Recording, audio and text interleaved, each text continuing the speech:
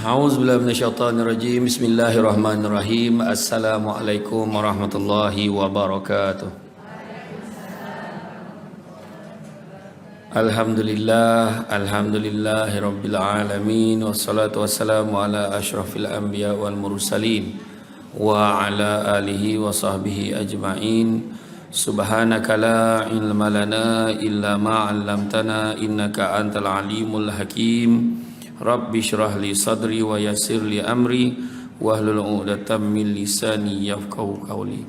Alhamdulillah, syukur kepada Allah Subhanahu wa taala kerana dengan limpah dan izinnya dapat kita bersama-sama pada hari ini di dalam kuliah duha kita. Pertama-tamanya minta maaf banyak-banyak bila dapat tahu ada 5 boleh tu kan.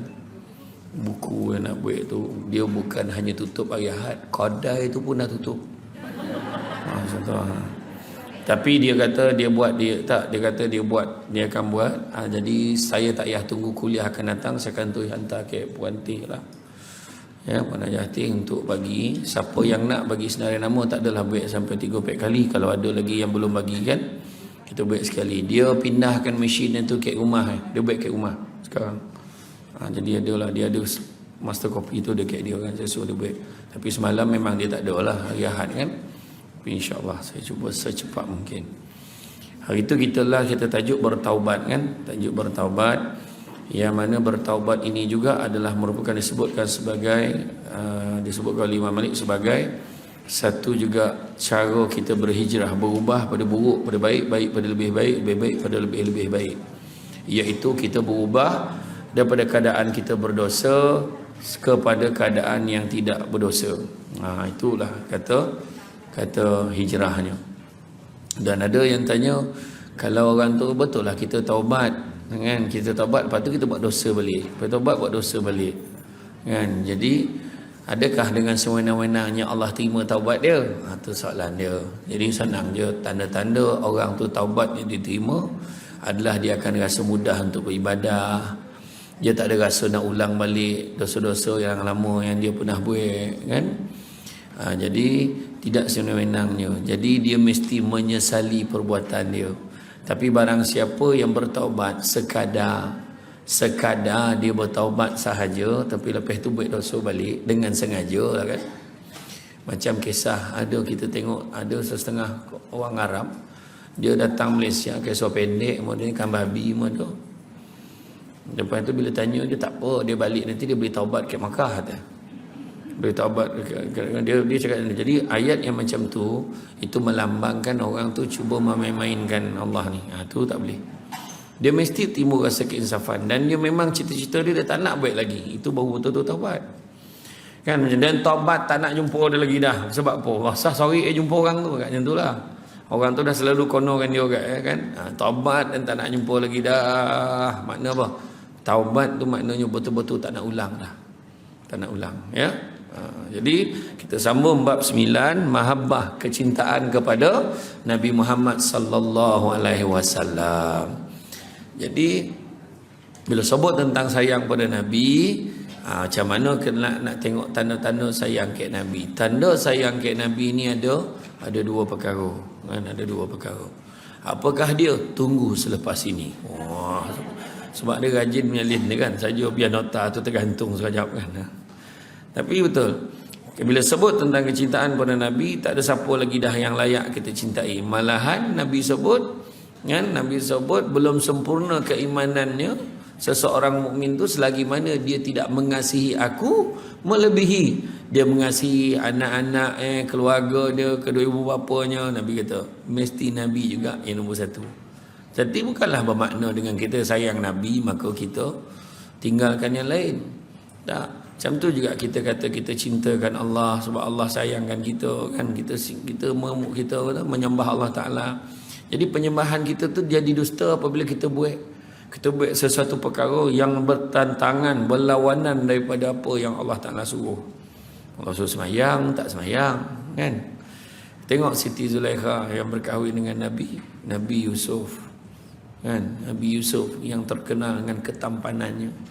Bila kahwin dia mengurung dengan diri dia dalam bilik dia sebab dia bimbang kalau dia terpandang wajah suami dia dia akan melekakannya daripada kecintaannya kepada Allah. Macam tu benarlah. Kita lelaki kita handsome pun tak adalah sampai tahap tu. Sampai tu tahap nyampah pun ada kan. Tapi makna kata kita tak adalah sampai macam tu. Tapi Nabi Musa lain, tapi punya nak jaga sampailah Allah turunkan wahyu kepada Nabi Yusuf supaya bersama dengan isterinya, sebab Allah nak kurniakan zuriat sebagai pengganti kepada Nabi Yusuf.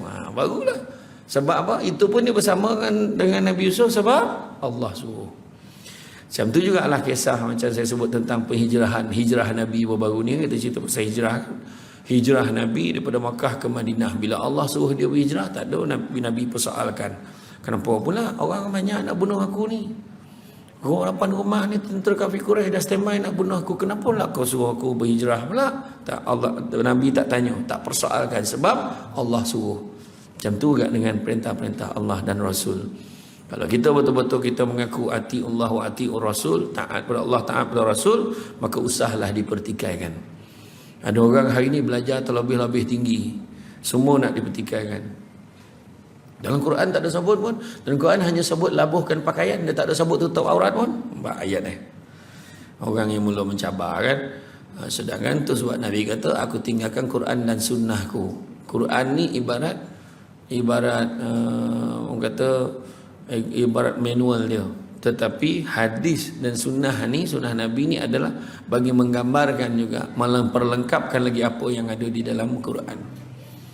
Terdapat dalam kisah bahawa seorang lelaki melihat sejenis makhluk yang amat mengerikan. Lalu dia bertanya, siapakah engkau? Makhluk itu menjawab, akulah amalmu yang buruk. Nampak ni. Lelaki itu bertanya, apakah caranya agar aku dapat selamat dari engkau? Makhluk itu menjawab dengan membaca selawat kepada Nabi Muhammad sallallahu alaihi wasallam. Jadi nak selamat daripada amal yang buruk adalah dengan cara selawat kepada Nabi. Kan kita pernah belajar dalam bab yang awal, bagaimanakah orang yang berselawat kepada Nabi ini. Apa maksud selawat? Ulang balik. Kita ulang kaji balik. Apa maksud selawat? Dah, sudah. Memuji. Apa lagi? Macam-macam jawapan ni. Saya ceramah dekat satu masjid kat ni 9 tu surau tu. Makcik tu jawab, selawat apa selawat? Selawat lah. Tanya pula. Dia pernah marah lah saya tanya. Salah pula saya tanya. Padan muka dan siapa suruh tanya tu kan. Selawat ini adalah mendoakan keselamatan dan kesejahteraan Nabi. Ingat tu. Selawat kita mendoakan keselamatan dan kesejahteraan Nabi. Itu sebab Nabi sebut, sekali kamu berselawat kepada aku, 10 kali Allah dan malaikat berselawat kepada kita. Makna selawat itu mendoakan keselamatan dan kesejahteraan kita. Jadi rugilah kita kalau tak selawat.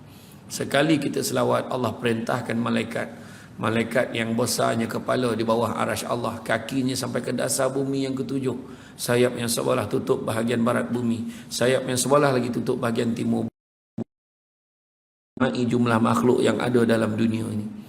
Macam itulah besar malaikat yang digambarkan. Sekali salat pada Nabi, Allah perintahkan malaikat ini menyelam ke dalam kolam nur arasy Allah, berkeluar dari kolam, dia mengibas-ngibaskan sayapnya, tertitislah satu titisan nur daripada kolam tu pada setiap bulu yang banyak menyamai jumlah makhluk dalam dunia ni. Setiap satu titisan itulah jumlahnya malaikat mendoakan keampunan dan kesejahteraan untuk umat Muhammad sampai hari kiamat.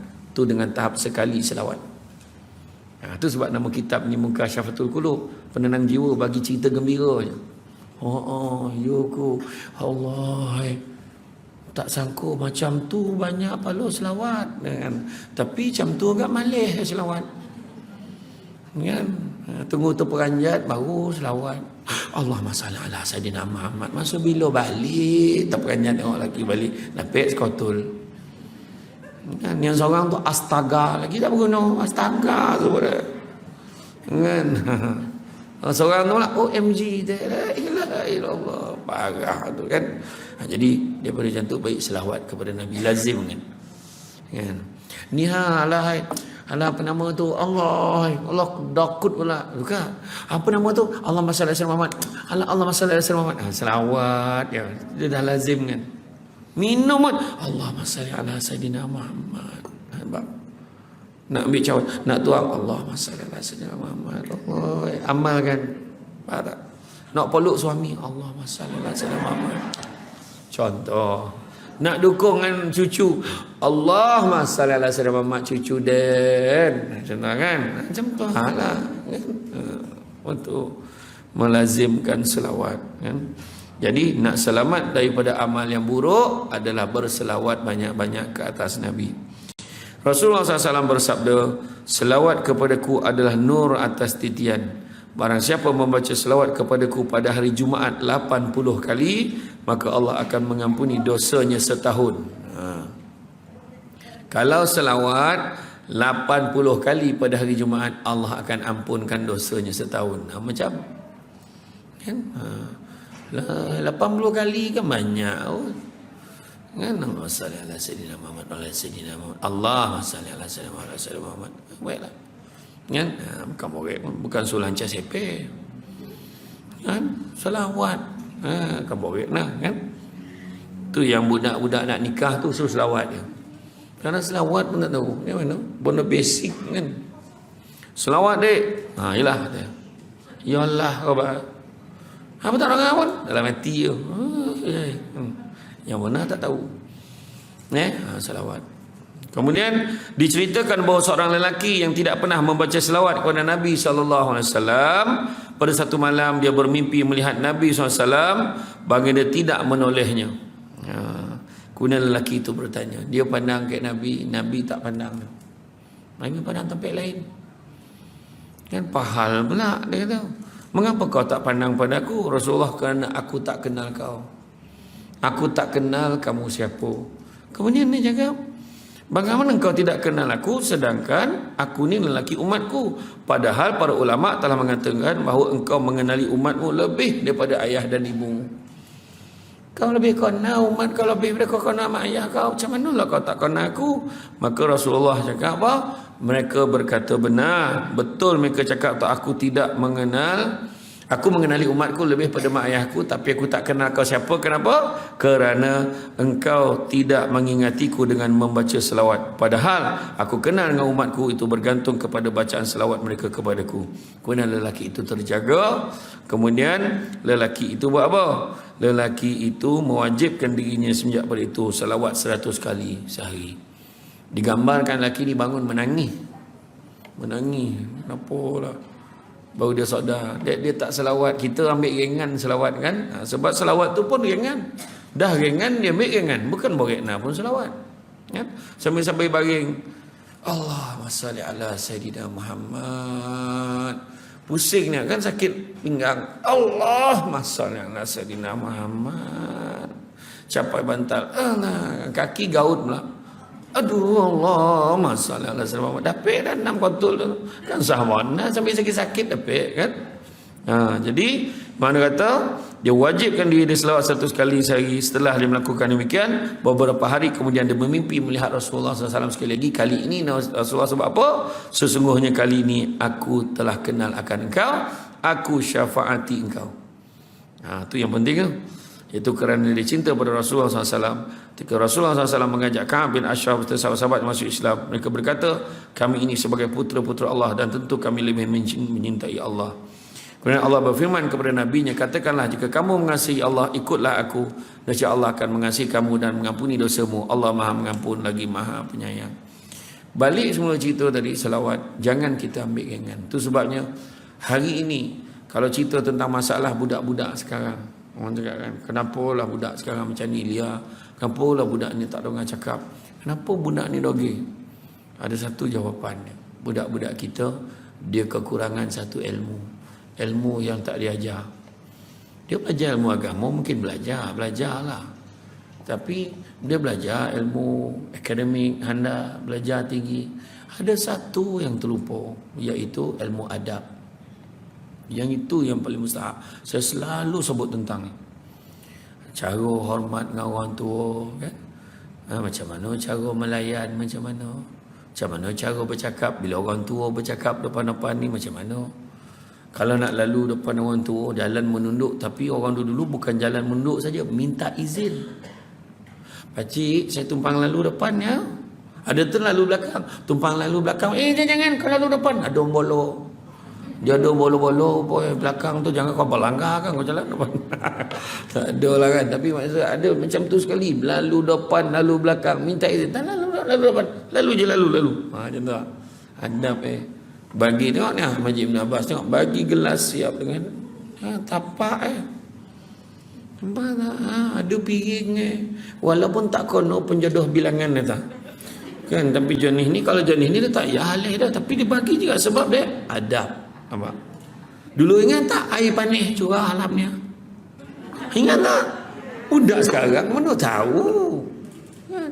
Nampak elok kan? Nampak tak? Cara bercakap Assalamualaikum pakcik nak tanya. Nampak?